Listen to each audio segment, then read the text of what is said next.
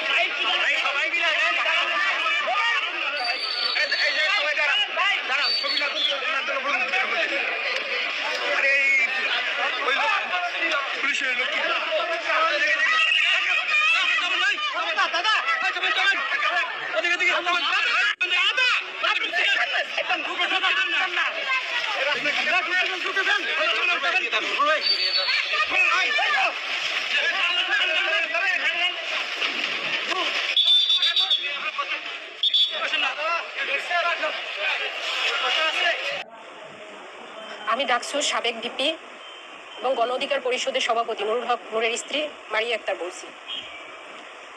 গত 20 তারিখ ভোর রাতে দেশের চলমান পরিস্থিতির প্রেক্ষিতে 25 মার্চের কালো রাত চোখে দেখিনি, বাট বই পুস্তকে পড়েছি।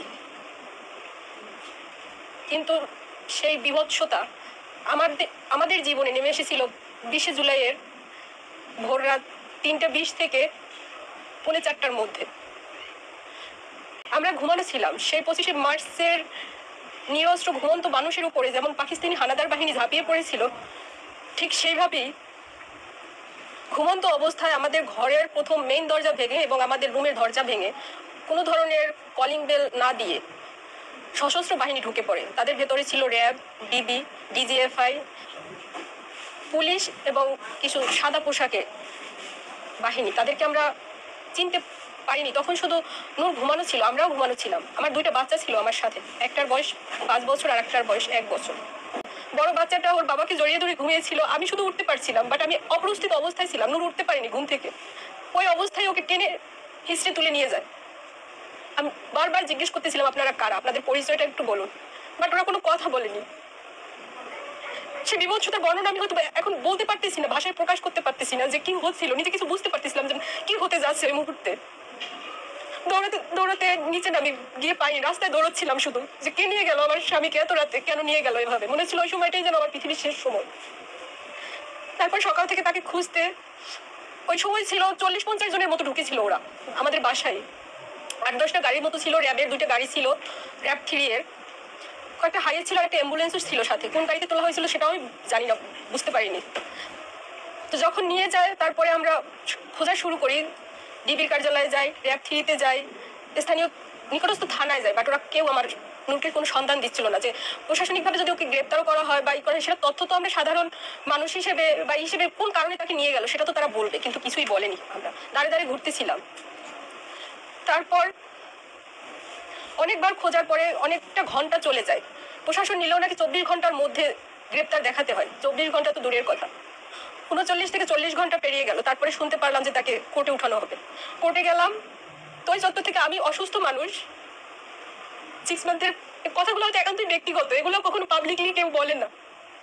প্রেগনেন্সি অবস্থায় আমার ছোট ভাইটা ছিল আমার সাথে, ওকেও তুলে নিয়ে গেল ওই জায়গা থেকে। শুধু ওর ভাইয়ের খোঁজ করার জন্য গিয়েছিল ও, আমি গিয়েছিলাম আমার স্বামীর খোঁজের জন্য।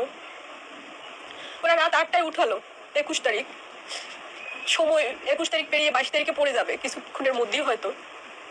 সেই 8টার পরে তাকে কোর্টে উঠানো হলো। আমরা কেউ তাকে একটু চোখে দেখা দেখতে চেয়েছিলাম আদালতের কাছে, এতটুকুই ছিল, কিন্তু সেই সুযোগটুকু আমাদের জন্য হয়নি। তো কোর্টেও নিজেই বলেছিল বিজ্ঞ আদালতকে যে এই 39 থেকে 40 ঘন্টা ওকে যখন আটক রেখেছিল, ওর উপরে অমানবিক নির্যাতন চলতেছিল, যেটা ও নিজেও জানে না ওই সময়টা ওকে কোথায় রাখা হয়েছিল, কেন, কিসে রাখা হয়েছিল, কিভাবে রাখা হয়েছিল। ওই শারীরিক টর্চারগুলো ও বর্ণনা করছিল বিজ্ঞ আদালতের সামনে। ইভেন ওকে ইনজেকশন পুশ করা হয়েছিল, সেটা কিসের ইনজেকশন জানি না, সেটা স্লো পয়জনিং নাকি আল্লাহ ভালো জানেন। সেটা বলার পরেও ও শারীরিকভাবে অনেক অসুস্থ হয়ে যায়, শারীরিক মানসিক টর্চারে। তারপরেও বিজ্ঞ আদালত ওকে 5 দিনের রিমান্ড মঞ্জুর করলো। ওরে তারপর আবার যখন নিয়ে যায়, ও শুধু কথাগুলো ওর সাথে তো দেখা করতে পারিনি, ও শুধু একটা ছোট একটা চিরকুটে মানে একটু করে শুধু লিখেছিল আমাদের উদ্দেশ্যে, বিশেষ করে আমাকে উদ্দেশ্য করে, যে যদি সত্যি কথা বলি তাহলে আমার উপরে খুব খুব শারীরিক নির্যাতন করতেছে ওরা। তারপর আবার আজকে শুনলাম 5 দিনের রিমান্ড তো ওই মামলায় দিল। আবার আজকে শুনতেছি মানে মিথ্যা মামলা বানোয়ার, যেটার সাথে ও কখনো যুক্ত না। ও একজন সচেতন রাজনীতিবিদ হিসেবে দেশের চলমান পরিস্থিতিতে ছাত্রদের হয়েও কথা বলছে। আর সেই আন্দোলন, যে আন্দোলন এখন হচ্ছে, সেই আন্দোলন থেকেই ওর এ পর্যায়ে উঠে আসা। সে 18 ছাত্র আন্দোলন, কোটা সংস্কার, সাধারণ ছাত্র আন্দোলন, সেই থেকে সে সময় ওর নেতৃত্ব ছিল, ছাত্রদের ইসে ছিল, ফ্রন্ট লাইন থেকে এই আন্দোলন সফল করেছিল। তখন সরকার সেটা মেনে নিয়েছিল, বাট সেই আন্দোলনের প্রেক্ষিতে আবার আজকে 24-এ এসে সেটা আবার যখন বাতিল করা হয়, তো সেটা নিয়ে কথা বলবে, এটাই স্বাভাবিক। একজন সচেতন রাজনীতিবিদ কথাটা বলবেই।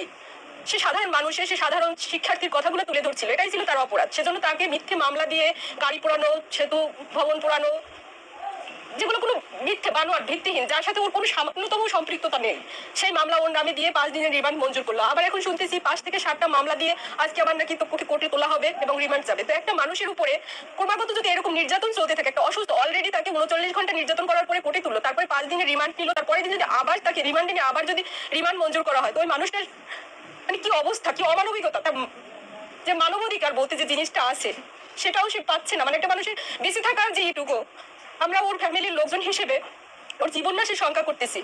দেশীয় চ্যানেলগুলো ওর নিউজটা পর্যন্ত প্রচার করতে পারতেছে না, সে জায়গায় নাকি রেস্ট্রিকশন দিয়ে দিচ্ছে। কথাগুলো কার কাছে বলবো, কার কাছে যাবো? বিজ্ঞ আদালত, সেও যদি যে সঠিক ন্যায় বিচারের জন্য সে জায়গায় যদি বিচার না পায়, তাহলে কোথায় যাব, কাদের কাছে যাব?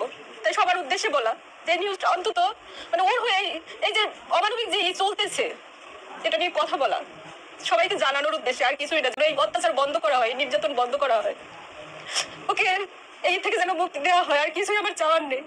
ও তো মানে কোনো অন্যায় করতেছে না, ও তো কোনো অন্যায় করেনি, তাহলে কেন এমন হবে? প্রশ্নটা আমার এই জায়গায়, আর কিচ্ছু নেই বলার, বাটা নেই।